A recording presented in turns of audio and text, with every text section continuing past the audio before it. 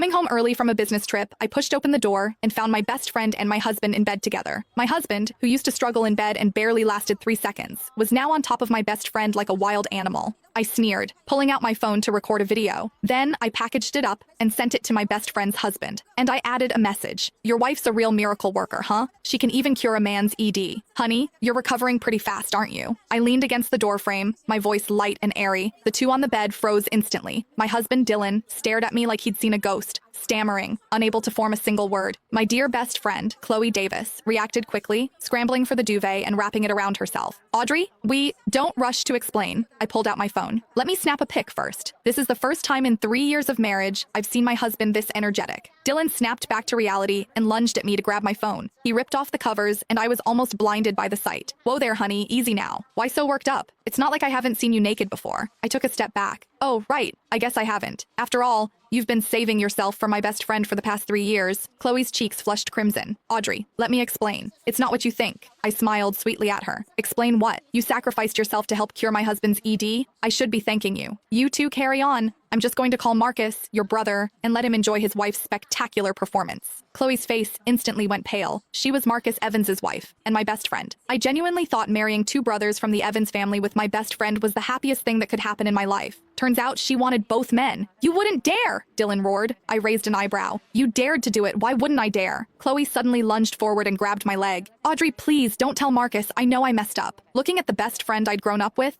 now disheveled and clinging to my leg, begging, I found it incredibly amusing. Chloe, get up first. I bent down and patted her shoulder. The floor's cold. She looked up at me, hope in her eyes. I continued, if you stay like that, my husband will feel sorry for you. Then I turned to leave, but Dylan grabbed my arm. What are you doing? Are you trying to ruin our family? I clenched my fists. My eyes narrowed in a smile. That was truly shameless coming from him. I need to go to the hospital and get checked. See if it's my problem. Why is my husband useless with me but such a beast with someone else? Dylan's face turned bright red. Audrey Blake, stop being so sarcastic. Easy there. I held up my phone. Want to see the photos I just took? The composition, angle, and lighting are all perfect. It'd probably go viral on TikTok. Chloe suddenly pounced, trying to snatch my phone, but I dodged her. I smiled. Oh, right. How about a caption? Something like, sweet moments with my husband and my best friend? You! Chloe trembled with rage. Just then, my phone rang. It was Marcus. I put it on speaker. Hey, Marcus. I'm downstairs. What's the apartment number? Marcus's deep voice came through. Chloe's pupils constricted, and her body visibly trembled. Footsteps echoed from outside the door. I leisurely leaned back in the chair,